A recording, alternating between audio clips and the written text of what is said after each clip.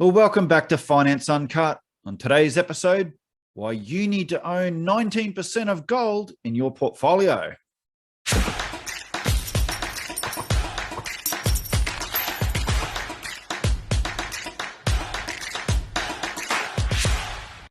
And CPI in the Eurozone has come in at an all-time high of 4.9%. Are central banks losing control of inflation? Well, let's have a look at what a former Bank of England governor, Mervyn King, had to say. And coming in from The Guardian, central banks have King Canute theory of inflation, says former governor. Mervyn King questions theory that inflation will remain low because, well, we say it will. Central bankers have been caught unawares by rising prices that have exposed their King Canute theory of inflation, the former governor of the Bank of England, Mervyn King, has said. In a strong attack on how policymakers around the world have reacted to the cough, Lord King accused them of relying too heavily on models that showed inflation always coming back to its target, whatever that level of interest rates. Models. The Keynesians love their models. These mathematicians love their models. We don't really have economists anymore. We have mathematicians.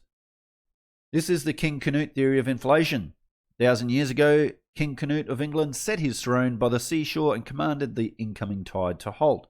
The tide continued to rise and dashed over his feet and legs, driven by the laws of nature, the former governor said in a lecture to the Institute of International Monetary Research. A satisfactory theory of inflation cannot take the form inflation will remain low because we say it will. It has to explain how changes in money, whether directly via quantitative easing or indirectly via changes in interest rates, affect the economy. This month, the Bank of England left interest rates at a record low of 0.1%, while forecasting that the annual rate of inflation will continue to rise, peaking at 5% next spring. Threadneedle Street said it then expected inflation to fall back, returning to the government's 2% target over the coming years. King, who was in charge of the bank from 2003 to 2013, said he was not criticising individual decisions made in recent years, but was concerned about the intellectual foundation of central bank policy. When King Canute sat in front of the incoming tide, his purpose was to show his courtiers that he was not omnipotent and could not, by words alone, undo the forces of nature. Central banks could do well to show the same humility. And this is what's interesting with today's economists. We've got Keynesians in charge. They think that we can have this elastic currency supply that when times are good, we can shrink it. When times are bad, we can increase it and whatnot. But we know that's not the case. Under King's stewardship during the global financial crisis of the late 2000s, the bank slashed interest rates and pumped money into the economy through quantitative easing, a bond buying program. The former governor cited a House of Lords report suggesting QE had since become the first resort of central banks to bad news of almost any kind. The failure to withdraw QE in response to good news or even the absence of bad news had led to a ratcheting up of central banks' balance sheet, something King said was unsustainable. Well, there we go. And this is what we've got. But we've got Keynesians that just, it's easy to expand the balance sheet. It's easy to expand the currency supply, but it's much, much harder to reduce it, especially when financial markets become so reliant on it. I've heard some people use the term drug addicts and that financial markets are that drug addict, and that quantitative easing or expansion of currency is the drug, and they need more of it to keep it alive. And any withdrawal, the patient dies. Anyway, King's successor as bank governor, Mark Carney, introduced a system of forward guidance under which Threadneedle Street gave businesses, households, and the financial markets a strong steer that official borrowing costs would remain low. The danger now is that although financial markets may have lost faith in the forward guidance given to them, central banks themselves continue to believe in it and to cling to a narrative about the future path of interest rates that is no longer credible, with inevitable problems for the clear communication of policy decisions, King said. Forward guidance, the former governor added, could come to be seen as complacency.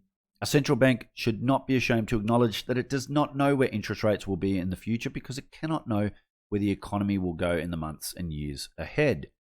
The only forward guidance markets and economic agents need is an unswerving commitment to price stability.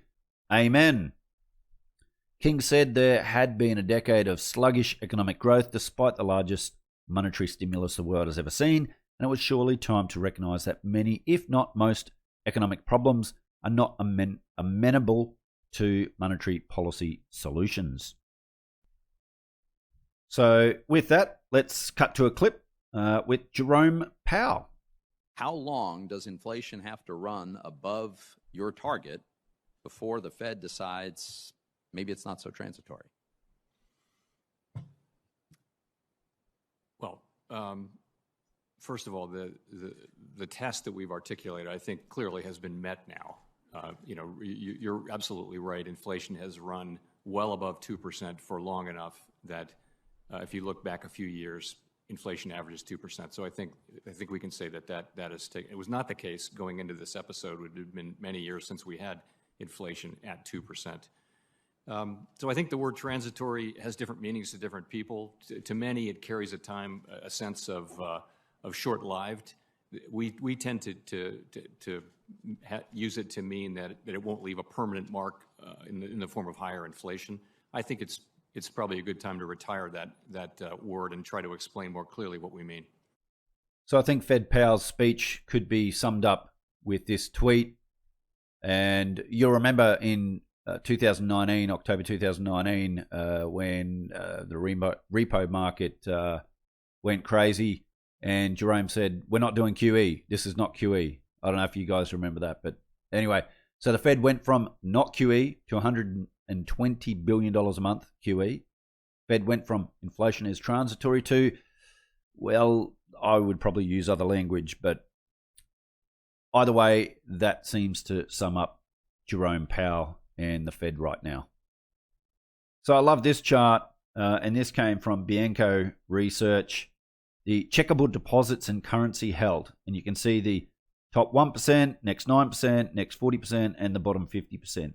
But have a look at this chart. The amount of new currency units that have been created and are being held in checkable deposits that can be used in the economy, fighting against other currency units for limited goods and services. It's right of Jerome Powell to finally say that we should put the transitory notion to bed. And Tavi did this chart up, which is the exact same chart, just a different way of looking at it. So we print all these new currency units. Have a look how much we've created in the last 18 months. At the same time, we lock down economies, and we wonder why we've got, CPI, high CPI, goods and services rising in price, because we've created inflation through expanding of the currency. And yes, normally the expansion of the currency is when banks create new loans, and we have had that, but we've also had governments do massive deficit spending, creating new currency units, issuing it in the form of whether it's PPP loans, whether it's stimulus, whether it's unemployment benefits, whatever. They've created new currency units, and most of that have been monetized by central banks around the world. Okay, so this is newly created currency. This isn't, they're taking taxes, so they're sucking out of the money supply or the currency supply, and then just giving it back in the form of direct payments and whatnot. This is newly created currency. At the same time, we have destroyed production. We've destroyed productivity. And we wonder, this was just, I called this because, thank goodness I studied sound economics, which is Austrian economics, because this was the most easiest thing I've ever seen. Ray, in terms of just bottom lining it, for those in the audience this morning that beyond thinking about buying your book are thinking about whether they should be invested in the market, putting more money in the market, and I'm thinking about equities right now, taking money out of the market. How do you value this market today? I think that just the way you said it is going to be a fool's journey. To say, here's the stock market, and I'm going to time the movement into the market. I'm going to time the movement out of the market. Okay, you know what that means?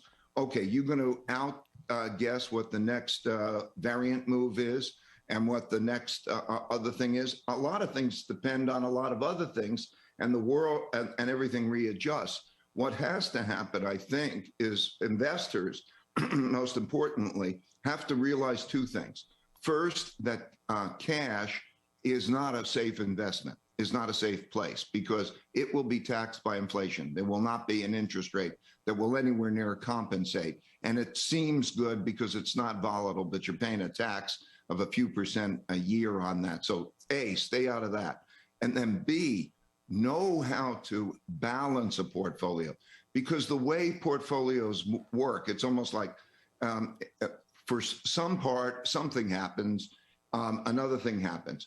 In other words, what you can see in the markets today is that, let's say, when equities go down because growth expectations falter and there's a greater likelihood of easing, then you see the bond market go up. And when you see other markets, gold, you're seeing, watch the market action on every day, and you could see those relationships. But wealth is not destroyed as much as it is transferred. And if you know how to balance those investments, we do it in what we call an all-weather portfolio. But if you know how to balance those investments, that's the most important thing. Be in a safe, well-balanced portfolio. You can reduce your risk without reducing your return, and you will not market time this, because even if you were a great market timer, the things that are happening can change the world, so it changes what should be priced into the markets. So in this chart, we've got real money accounts are the most bearish on the Aussie dollar since March last year, and we saw that the dollar, our dollar, fell to 56 cents. Around there, I've shared that Brent Johnson from Santiago Capital has the Aussie dollar falling to sub 40, so that's in the 30s. We haven't seen the 40s since the 2002 incident that happened in Bali. Yeah, look, I hope he's right, because, and we're actually seeing the Aussie dollar now go from about 76 cents down to just under 71, or just over 70 now, as of the time of this recording. And look, I've shared in other videos, one of my plays is I own quite a lot of US dollars. I know I'm on the inflation bandwagon. People will be like, well, why are you holding US dollars for? Well, I do see a liquidity event happening. I do, and that could be about to start playing out right now. Obviously, wait and see. I definitely hope so. Because if we do see that, then there's going to be a shortage of US dollars, especially in the euro dollar market. We're going to see a run to the US dollar. We could see the Dixie become a little bit of a bubble. And personally, I can see the Aussie dollar falling back down into the 50s again. Whether we get to Brent Johnson sub 40 or even sub 50, I really don't know. However, I probably won't be staying in this trade long enough to find out, because I intend on, I do see it being somewhere around the 50 to 55 mark. And at that point, I'll pull the trigger. I'll sell those US dollars, convert them to Australian dollars. At the same time, this liquidity event will be smashing down some, especially gold stocks that I currently own, that I intend to buy a lot more. They'll be smashed down. So I will have a lot more Aussie dollars. I'll be able to buy a lot more assets, Aussie assets that are on fire sale.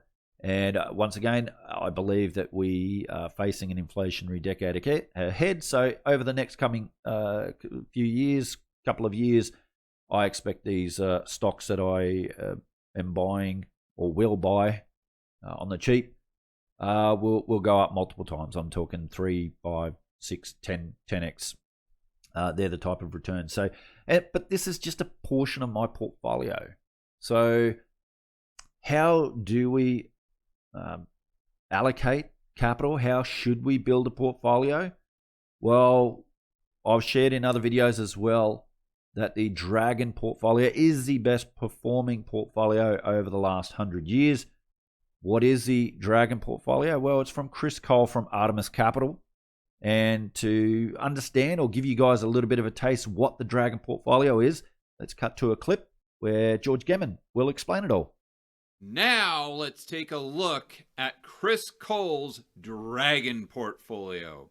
We go down to the pie charts, the typical portfolio structure that all the normies out there have, just like your friend and family member Fred, comprises of 73% stocks, 21% bonds, and 7% cash. The exact portfolio Hugh Hendry was just referring to. But the Dragon portfolio is much, much different. And just a warning, if you like this type of portfolio, I can guarantee you they're going to call you a tinfoil hatter for sure. Because it only has 24% stocks, 18% bonds, 19% physical gold, 18% commodity trend, and this is a type of trading or a type of investing where you follow trends in commodities.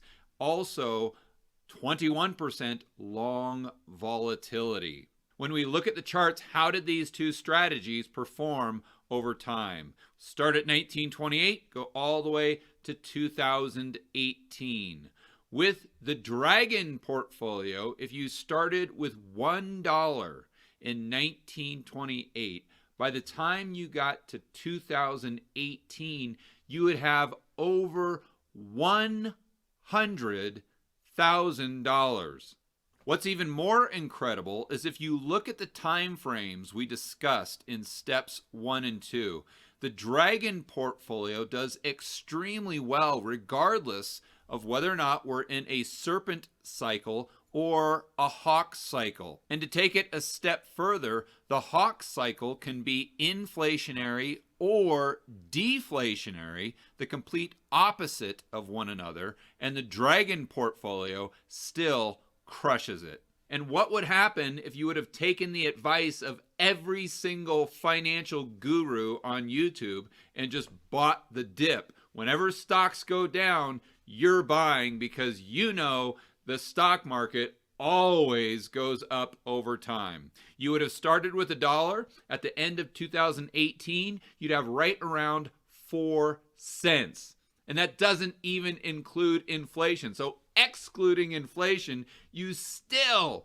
would have lost about 96%. So your friend and family member Fred, who's telling you you're wearing a tinfoil hat because you don't want to buy the dip, gets absolutely crushed. While you, the tinfoil hatter who dares to go against the grain and challenge the mainstream narrative, does extremely well and gets rich. So I know I have promised this video, Crisis Investing Gold and Silver. I still have a little bit more work to go in this video. It is how I'm putting my portfolio together. It is about the book, Crisis Investing, that I learned so much from. And I really want to share with you guys because it's helped me have a lot of success in my investing and trading career. And I want to pass that on to you guys as well. So I should have this finished over the weekend and it should be out next week. So I do apologize for the delay. It would have been good because it does link in with this about how to allocate capital, how to build a portfolio and whatnot, but more focusing on the gold and silver market. But yeah, stay tuned for that. It is coming out next week. So to all my Austrian economic fans out there, I had to share with you guys this. A buddy of mine shared this. This is a letter from Howard Buffett, so Warren Buffett's father, to my favorite all-time economist, Murray Rothbard. Murray Rothbard was he was a great debater, a great thinker, wrote so many books, and frankly, I think his work was much easier to understand than, say, Ludwig von Mises, but that's not taking anything away from Mises himself. So, yeah, let's have a look at this. So, dear Murray, this is a somewhat belated note of thanks for your kindness in sending me the 2 volumes of your work, Man, Economy, and State. I've been reading it part-time, intending to write you when I had finished my perusal of it. In saying this, I don't mean that I started on page 1 and am trying to read every word. That would be something less than accurate. However, I have been enjoying my reading of the second half of volume 2, which gets into an area of economy with which I have had at least some experience. And I am in full agreement with Bill Peterson's comments in the Wall Street Journal this morning, July 31st. As you might guess, it's his review that has triggered this letter to you. One thing I want to ask is if you have any suggestions on how I might aid in getting circulation or acceptance of your volumes. I assume that they are designed for textbook use in colleges. If that is correct, I will be glad to recommend them to 1 or 2 colleges with which I have some slight acquaintance. Please let me know what is being done in the promotion field and maybe I can make myself helpful. Somewhere I read that you had written a book on the Panic of 1819. If this is correct, I would like to know where I can buy a copy of it. I have a son who is a particularly avid reader of books about panics and similar phenomena. I would like to present him with the book referred to. Perhaps you saw the folder I've enclosed when it appeared in Human Events. Anyway, I think you will like the front page I added to the article itself. Sincerely yours, Howard Buffett. So I thought this was really cool. Now, these 2 books, Man, Economy, and State. So I have a copy of that right here, Man, Economy, and State, with Power and Market. Probably my favorite economic book. It best describes Austrian economics. I think it's easier to understand than Ludwig von Mises, a Human Action book. Also the other book, The Panic of 1819. So I have that right here, The Panic of 1819. And Murray Rothbard, he uses, in fact, a lot of people criticize him because they say, well, you know, Austrians, they use a priori thinking and praxeology, you know, that's their philosophy. And yet Murray Rothbard writes with historical context and really historicism, or the German historical school. They also criticize him. He wrote a book about the Great Depression, which I've got behind me as well. And he uses empirical data to prove his arguments in that. And so they say, hey, you're an empiricist. You use empiricism. But just because you use historical evidence or you use empirical evidence doesn't take away from the a priori or praxeology philosophy that is Austrian economics. So I actually think it reinforces the sound philosophy and economic thought that is Austrian economics. So anyway, I highly recommend it. I think you can get some free copies of these books from the Mises Bookstore. I'll put a link in the description below to the Mises Bookstore, and you just can have a look for yourself. There's literally hundreds, thousands of books that you can download for free in an ebook format. So anyway, guys, if you like this video, hit that thumbs up. Really do appreciate it. Love to see your thoughts and opinions in the comments below. Take care, everyone, and I'll see you again on another episode of Finance Uncut.